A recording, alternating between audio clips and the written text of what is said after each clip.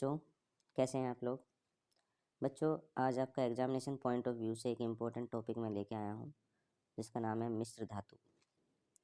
बच्चों, जो धातु की जो चीज़ें होती हैं उनको संक्षारण से सुरक्षा प्रदान करने के लिए उनकी मिश्र धातु बना दी जाती है ताकि जो है उनमें जंग ना लगे। जैसे लोहे से बना दिया जाता है स्टेनलेस स्टील, ठीक है। इन सब चीज़ों के बारे में, जैसे पीतल बन जाता है कॉपर और जिंक से, जैसे ब्रॉन्ज बन जाता है यानी कि कांसा बन जाता है कॉपर और टिन से। तो ये सब अलॉय हैं यानी कि मिश्र धातु हैं। इनके बारे में हम लोग इस टॉपिक में पढ़ेंगे, ठीक है। छोटा टॉपिक रहने वाला है, तो लेट्स कंटिन्यू। एक मिश्र धातु क्या होती है? एक मिश्र धातु दो या दो से अधिक धातुओं या धातु और अधातुओं की थोड़ी मात्रा का एक सजातीय मिश्रण है। देखिए, दो प्रकार के मिश्रण होते हैं, एक सजातीय, एक होता है विजातीय, यानी कि होमोजीनियस, एक हेट्रोजीनियस, ठीक है। तो सजातीय मिश्रण उसे कहते हैं जिसमें पूरी तरीके से एक दूसरे में मिक्स हो जाए, ठीक है। विभिन्न धातुओं को आवश्यक अनुपात में पिघली हुई अवस्था में मिलाकर एक मिश्र धातु तैयार की जाती है और फिर उनके मिश्रण को कमरे के तापमान में ठंडा कर दिया जाता है। पहले धातु को पिघलाकर और फिर उसमें अधातु को घोलकर धातु और अधातु की मिश्र धातु तैयार की जा सकती है, ठीक है। मिश्र धातुओं के गुण। मिश्र धातुओं के गुण उन धातुओं के गुणों से भिन्न होते हैं जिनसे इसे बनाया जाता है। तो देखते हैं क्या क्या गुण होते हैं मिश्र धातुओं के। देखिए, नंबर 1, मिश्र धातुएं उन धातुओं से अधिक मजबूत होती है जिनसे वे बनाई जाती हैं। मिश्र धातु घटक धातुओं की तुलना में मजबूत होती है, ठीक है। मिश्र धातु जंग के लिए अधिक प्रतिरोधी होती है, यानी इनमें जंग कम लगता है, कोरोजन, इनका रस्टिंग कम होता है, ठीक है। मिश्र धातुओं का गलनांक घटक धातुओं की तुलना में कम होता है, ठीक है। शुद्ध धातुओं की तुलना में मिश्र धातुओं में विद्युत चालकता कम होती है, यानी कि ये इलेक्ट्रिसिटी की कंडक्टर मतलब कम कंडक्टर होती है, ठीक है। तो ये सारे जो है मिश्र धातुओं के क्या हैं, गुण हैं, ठीक है। चलिए अब एक एक करके मिश्र धातुओं को पढ़ते हैं। कुछ प्रसिद्ध मिश्र धातुएं, उनके गुण और उपयोग, ठीक है। तो सबसे पहले जैसे पीतल। पीतल आप सब लोगों ने देखा होगा, पीतल के बर्तन भी घरों में इस्तेमाल होते हैं। तो पीतल कैसे बनता है? पीतल बनता है 80% कॉपर और 20% जिंक को मिलाकर पीतल बनता है। अब इसके गुण क्या हैं, देखिए। पीतल शुद्ध तांबे की तुलना में अधिक आघातवर्तीता और अधिक मजबूत होता है, ठीक है। इसका रंग अधिक सुनहरा होता है। उपयोग। पीतल का उपयोग खाना पकाने के बर्तन, तार, फूलदान, स्क्रू, नट, बोल्ट आदि बनाने में किया जाता है, ठीक है। आगे चलते हैं। ब्रोंज। आप लोगों ने सुना होगा, ब्रोंज के मेडल होते हैं, यानी कि कांस्य पदक। हिंदी में ब्रोंज को कांस्य बोलते हैं, ठीक है। तो ये भी copper, 90% copper and 10% tin, SN जो है टिन का सिंबल है, ठीक है। इसके गुण क्या है? कांस्य बहुत कठिन और जंग के लिए अत्यधिक प्रतिरोधी होता है, ठीक है। कांस्य की मूर्तियाँ भी होती हैं, ठीक है। उपयोग। इसका उपयोग मूर्तियाँ, सिक्के, पदक, खाना पकाने के बर्तन और जहाज़ों के प्रोपेलर बनाने के लिए किया जाता है। जहाज़ों के प्रोपेलर, जो पानी के जहाज़ होते हैं उनके पीछे जो बड़े बड़े प्रोपेलर लगे होते हैं जो पानी के जहाज़ को आगे की तरफ धकेलते हैं, वो बनाने के लिए इसका इस्तेमाल होता है, ठीक है। चलिए आगे चलते हैं। नंबर 3 पर है सोल्डर। देखो बच्चों, आपने सोल्डर देखा होगा जब भी आप किसी टीवी मैकेनिक के पास गए होंगे या किसी और मैकेनिक के पास गए होंगे तो उसके पास सोल्डर होता है, मतलब टाका लगाने वाला एक इंस्ट्रूमेंट होता है, उसको सोल्डर बोलते हैं। तो सोल्डर जो है 50% लीड और 50% टिन को मिलाकर बनता है। पीबी यानी कि लेड और SN यानी कि टिन, ठीक है। इसका गुण क्या होता है? सोल्डर एक मिश्र धातु है जिसका गलनांक कम होता है। इसका उपयोग विद्युत तार को एक साथ सोल्डरिंग या वेल्डिंग करने के लिए किया जाता है, ठीक है। तार जोड़ने के लिए इसका इस्तेमाल होता है, ठीक है। चलिए आगे चलते हैं। चौथी जो मिश्र धातु है वो है अमलगम। एक या एक से अधिक अन्य धातुओं के साथ पारा धातु की मिश्र धातु अमलगम कहलाती है। देखो, कोई भी धातु है या अधातु है, अगर उसके साथ पारा है यानी कि मरकरी है, तो वो जो मिश्र धातु बनेगी वो अमलगम कहलाएगी, ठीक है।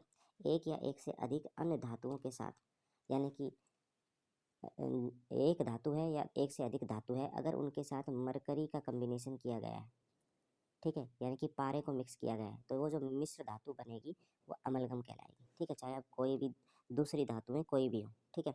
उदाहरण, तरल पारा धातु में सोडियम धातु के घोल को सोडियम अमलगम कहा जाता है।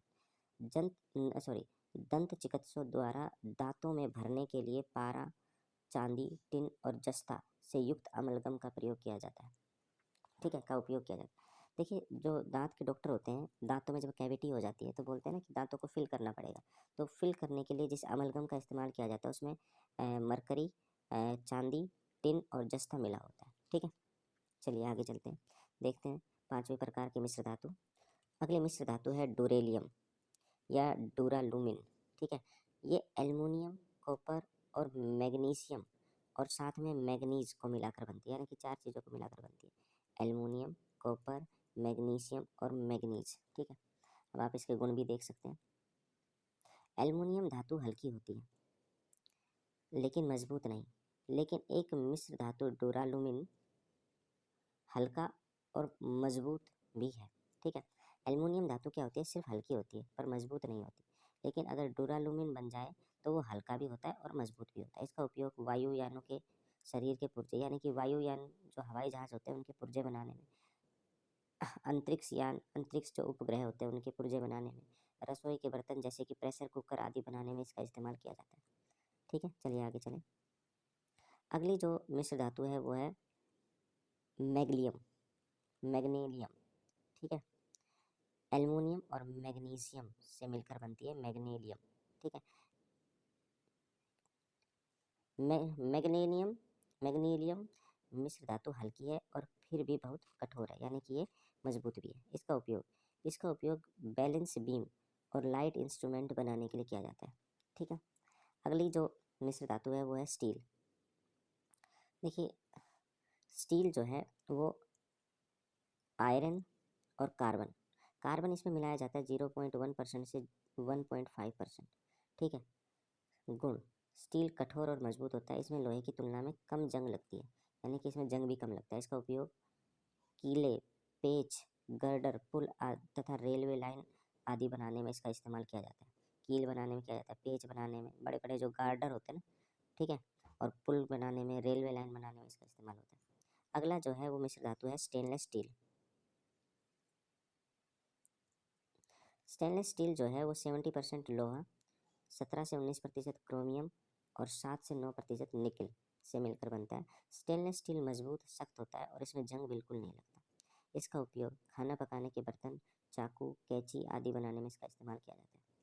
ठीक है, अगली जो मिश्र धातु है वो है स्वर्ण की मिश्र धातु, यानी कि सोने की मिश्र धातु। तो इसमें सोना, चांदी या तांबा भी मिलाया जाता है। ठीक है, देखिए, सोने की शुद्धता को कैरेट के रूप में व्यक्त किया जाता है। शुद्ध सोना 24 कैरेट का कहा जाता है। शुद्ध सोना जिसे 24 कैरेट सोना कहा जाता है बहुत नरम होता है, जिसके कारण वह आभूषण बनाने के लिए उपयुक्त नहीं होता है। सोने को कठोर बनाने के लिए उसमें थोड़ी सी मात्रा में चांदी या तांबा मिलाया जाता है। सोने की यह कठोर मिश्र धातु आभूषण बनाने के लिए अत्यधिक उपयुक्त होती है, क्योंकि इससे काम करना आसान हो जाता है। भारत में सोने के आभूषण आमतौर पर 22 कैरेट सोने के बने होते हैं। इसका अर्थ है कि 22 भाग शुद्ध सोने को आभूषण बनाने के लिए चांदी या तांबे के 2 भाग के साथ मिश्रित किया जाता है।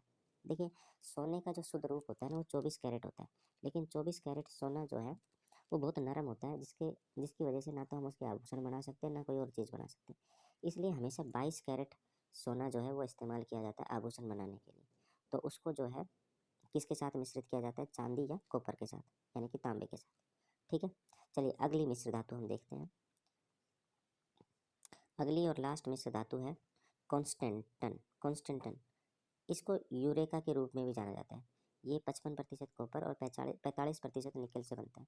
गुण, उच्च प्रतिरोधकता और उच्च गलनांक। उपयोग, इसका उपयोग हीटर, प्रेस आदि के फिलामेंट के रूप में किया जाता है। ठीक है बच्चों, ये एक छोटा सा वीडियो था जिसके बारे में मैंने यहाँ पे आपको मिश्र धातुओं के बारे में बताया है। ठीक है, मिश्र धातु, और ये एग्जामिनेशन पॉइंट ऑफ व्यू के हिसाब से इम्पोर्टेंट है। ठीक है, तो आप लोग देख लेना एंड थैंक यू।